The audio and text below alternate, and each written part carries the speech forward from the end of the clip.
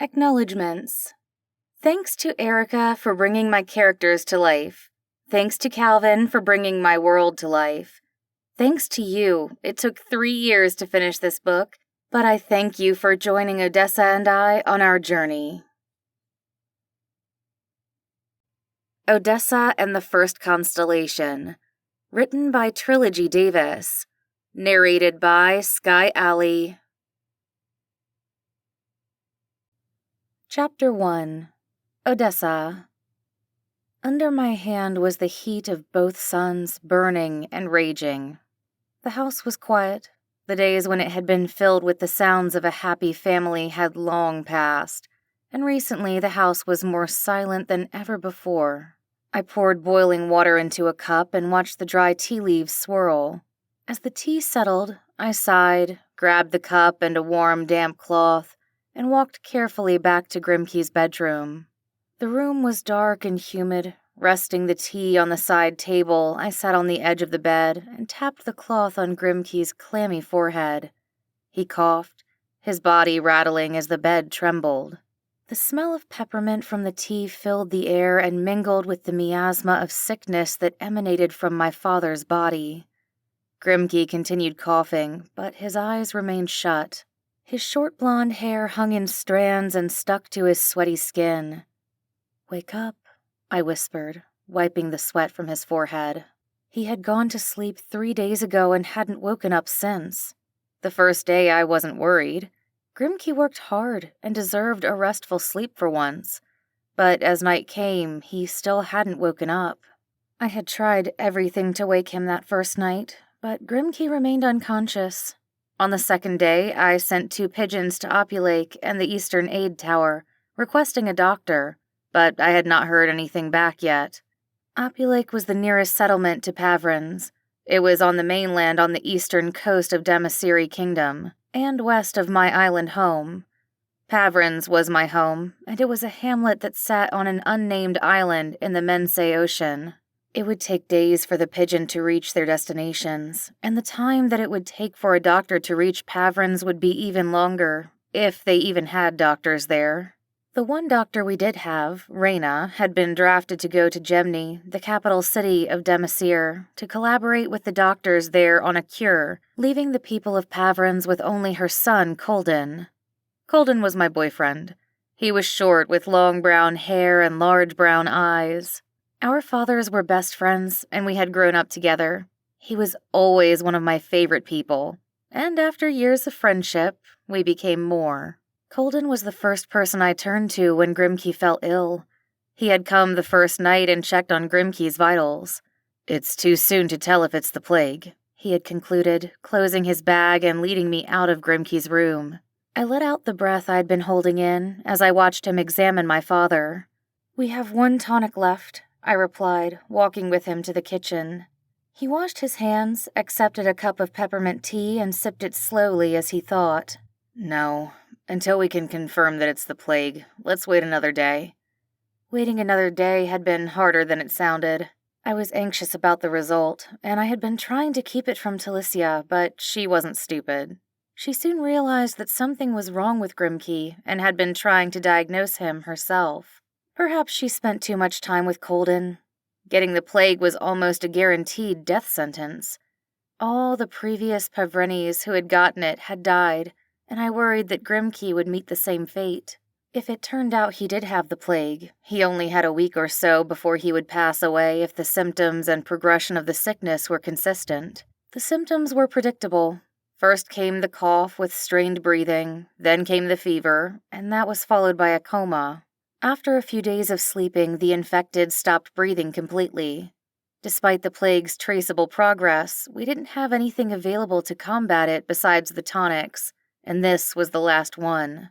"Didn't I tell you to give him space?" I gasped, jumping off the chair and turning towards the door. I'd been so focused on Grimke and my thoughts, I hadn't heard Colden enter the room. He stood by the doorway, clutching the brown leather bag that held his medical supplies. Unlike his half-brother Tanner, who kept more to himself, Colden was boisterous. His skin had a permanent tan from our weekly adventures. When he was younger, he did not tan, but I liked it as it complemented his green eyes. As Colden walked to the bedside and placed his leather bag on the chair, I stepped back and covertly tried to clear the sleep from my eyes. Caring for Talicia and worrying for Grimkey had worn me out. I was exhausted, but nothing got past Colden. "You need rest, Odessa," he said, frowning at me. "Wait for me in the kitchen, and when I'm finished, I'll join you." He gave me an awkward hug where he wrapped his arms around me without touching me before emptying his bag and turning back to Grimkey. I walked out of the room and towards the kitchen. I straightened a crooked sword on the weapon rack and grabbed the paintbrushes that had been left out before rinsing them in the sink.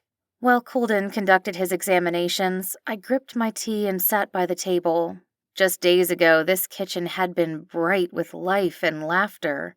Now it was dark and empty. I must have nodded off to sleep on the kitchen table because I felt my eyes flutter open at the sound of Grimkey's door creaking open. Moments later, Colden appeared at the kitchen doorway. I smiled up at him, and though he smiled back, I knew him well enough to see that it was fake. "Odessa," he said, "if you touched him, you should wash immediately. We're still not sure how it spreads." I nodded. The plague had no official name, but it had been spreading throughout Damasir for the last 2 years. Despite the Queen's efforts, its spread had yet to be contained. With Pavrin's island's isolation, we had remained untainted until last month. Grimkey had set up a quarantine zone for those who had exhibited symptoms. He had overseen the construction of the gate ahead of time, and it now split our small settlement. Once Pavrinis had begun getting sick, we were prepared, and the sick were quarantined on the other side of the partition as a safety measure. The quarantine gate's design was different from anything else built in our hamlet. Many of the buildings had been built generations ago and were now faded and old, but the gate was brand new and painted in a glossy coat of dark green. As I passed him, I saw the crate that carried the supply of tonics we'd received from Gemni a year ago and sighed. It was empty. The tonic was no cure, but it allegedly prolonged the infected's life and increased the chances of recovery. Now we were out of tonics, and no one had recovered. I staggered down the hallway towards our bathroom, exhausted and weak in every way. Tears welled at the edge of my eyes as I listened to Grimkey's raspy breathing. Grimkey was an older man at the age of 62, but despite this, he was in great shape and always moved with a vibrant vitality. He had a particular diet and ran daily, but none of that had kept him safe. It seemed no one was immune to the plague that raged throughout the kingdom. "Odessa?" Sitting on the stairs with tears streaming down her face was Talicia, my younger sister. Talicia displayed her emotions to the world like the innocent kid she was, and right now, she was scared. We were night and day. Her dark blue eyes, strawberry blonde hair, and fair skin was a complete contrast to my hazel green eyes, black hair, and light brown skin. Taking a deep breath, I feigned what I hoped was a reassuring smile and walked toward her. "Hey," I said, stopping at the bottom of the stairway. "Give me a moment to wash, and then you'll do the same so that I can try my best to comb that monstrosity on your head." Despite her tears, she mustered a giggle and ran towards her bedroom. It was an inside joke of ours, as no matter how often Talicia's strawberry blonde hair was combed, it always returned to its default messy status. "We're gonna be all right," I said as I followed her. It was an attempt to convince myself just as much as her. Things would get better, even though at that moment I couldn't see how. Fun fact, it was Grimkey who was the mayor of Pavrins. He led the hamlet, held committees, and was always looking for more ways to increase Pavrin's status. Even though I had been only 16 at the time, he had appointed me as his deputy mayor the previous year. This had never really meant much before, but if Grimkey was out of action, technically I would officially be in charge of Pavrins. I wondered if anyone would object to me taking charge, and if the Pavrinis would respect my authority. Did I have the right to take charge? I was still just a teenager, after all. The citizens respected Grimkey, and he respected them, but I would not be surprised if anyone chose to elect themselves as leader instead. What would I do if that happened? Pavrin was but a hamlet with about 100 citizens, and I had heard that Gemni had over 100,000 citizens. I could not imagine overseeing that many people. Despite its smaller size, the thought of being in charge of Pavrin's now filled my stomach with butterflies.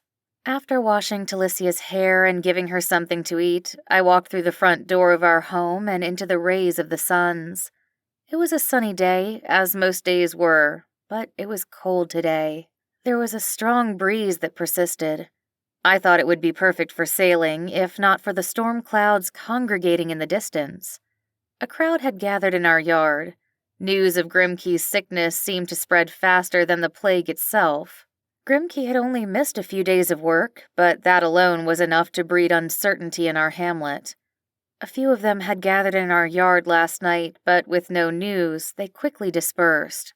Today, however, it seemed like most of the remaining Pavrenis were in front of my home.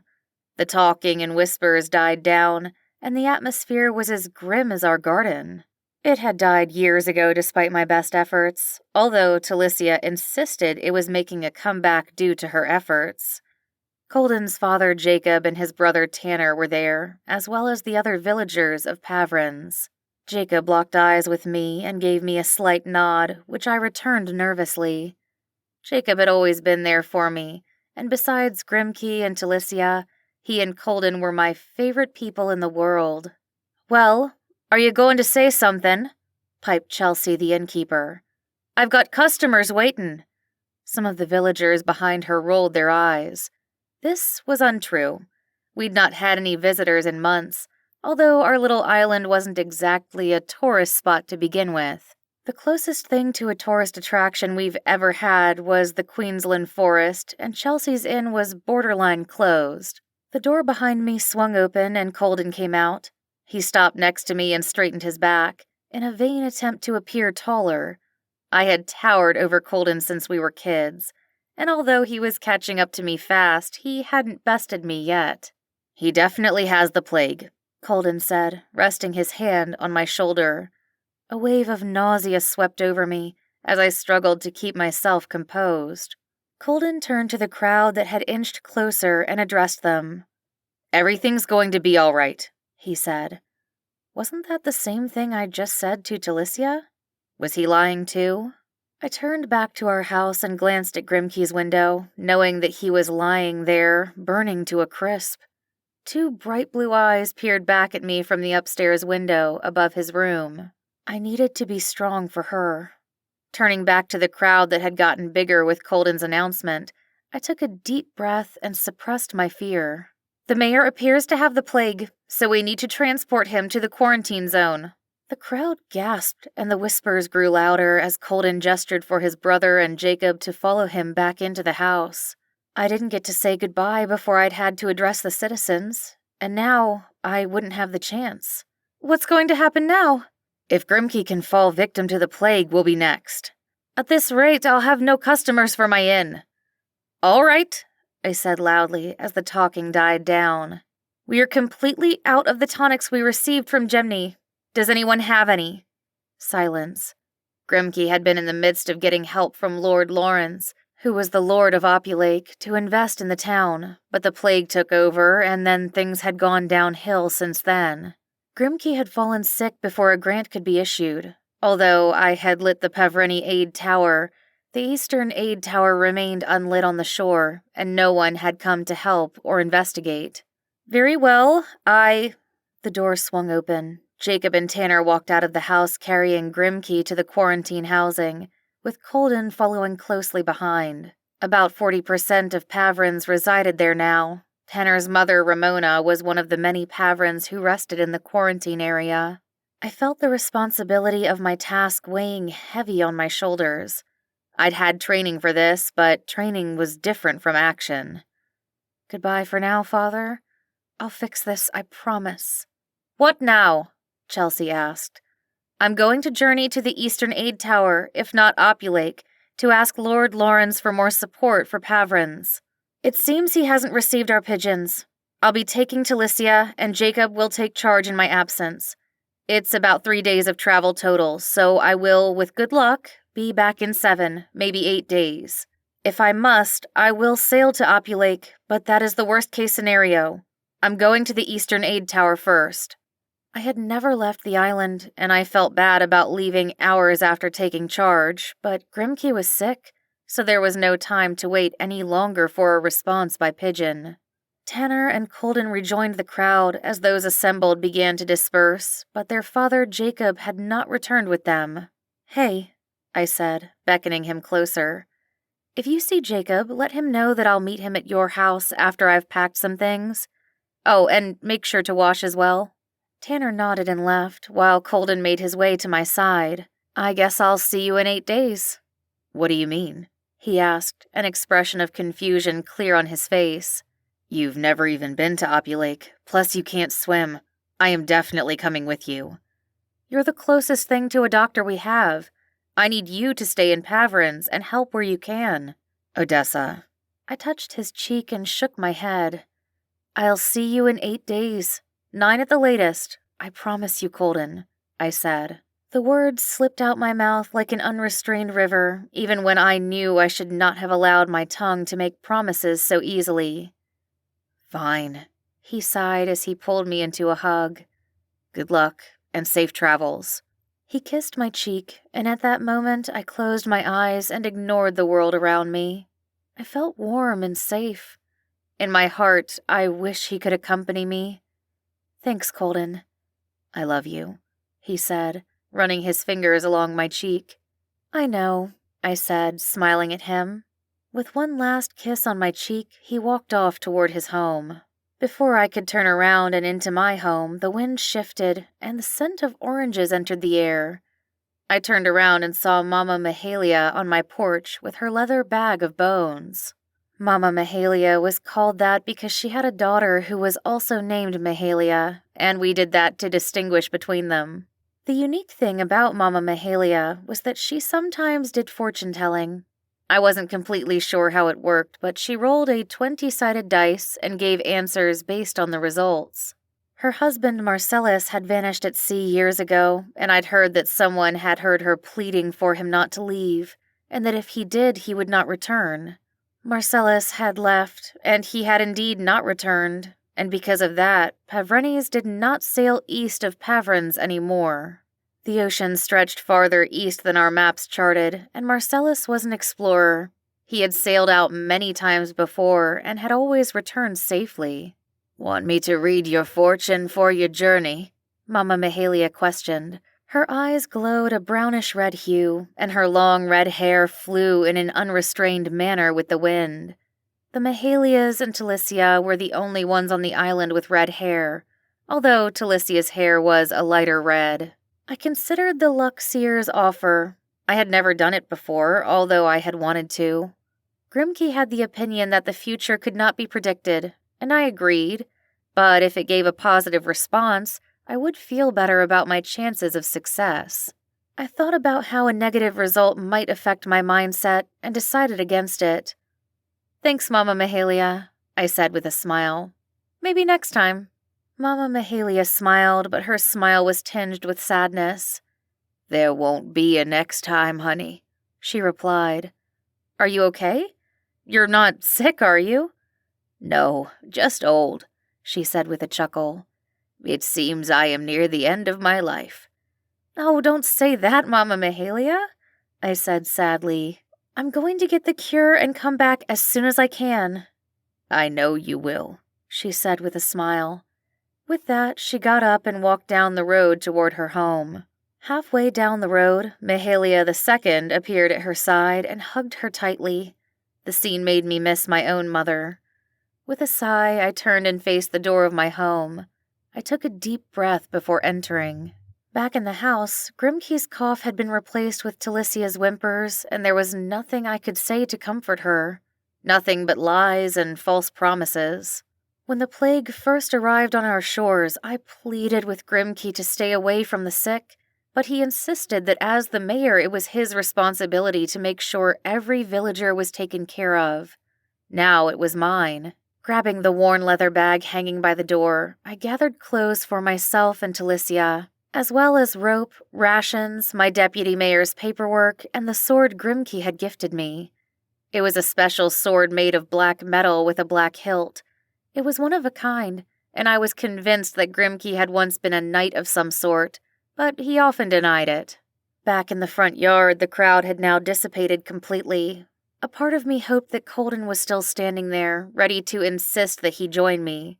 This time I would have said yes. The suns were high in the sky now as I made my way to the stables. As I approached the last stall, my horse Scout neighed happily at me. His deep brown fur shone in the light of Zanaya, the elder son, and Astria, the younger son. I ran my hand through Scout's blonde mane, and he neighed. "Sorry, boy. Business again," I said somberly. How I longed for the days when Scout and I used to roam the island together just for the joy of it. Scout dropped his head and remained still as I strapped on his saddle and attached my bag. Once that was completed, I walked to the basket of apples and retrieved one. Scout neighed as he devoured the apple. He then nuzzled my shoulder gently, requesting another. I glanced at the fruit bucket, but it was empty. "Sorry, boy, that's it." I grabbed his reins. I walked him out of the stables and to my front yard. Once he was secured to the hitching post, I brushed his mane and thought about our route. We'd need to pass through the Queensland forest, and then it was a straight sail to the Eastern Aid Tower. But if we ended up needing to go to Opulake, that would be a much longer distance. We'd reach the beach and spend most of the journey in the Montoya forest. With a sigh, I turned and faced the door of my home. It was time to get Talicia. As I swung the door open, to my surprise, Talicia was sitting on the stairs, fully dressed in her riding gear, with her knapsack strapped on her back. She was ready, and I didn't have to say anything. I was proud of her, and glad that I decided to bring her along. She was only 12, but sometimes she acted so much more mature. She stood up quickly with her head high and looked me in the eyes. There were no signs of tears or fear. She locked eyes with me and said confidently, "Let's go save Dad.